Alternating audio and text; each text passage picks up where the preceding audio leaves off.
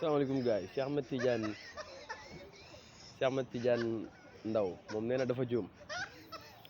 Cheikh bi da nga bàyyi bañ jàpp la nga soo wax Cheikh bi on teel wax da nga juum ngeen Cheikh bi yow kilifa nga sax oustaz bu toll ni yow ngeen xool ba juum ngeen di la fekk si loolu nga xool buy juum sax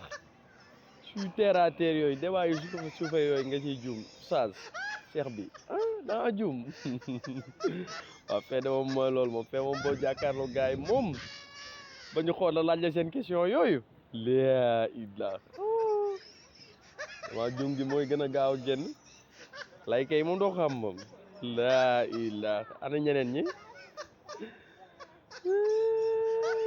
kenn leen wax waay ay waay lii neex na de nee naa ñun de dégg naa dañ leen doon gazé xeet yooyu sax fan yii de ak lacrymogène benn lacrymogène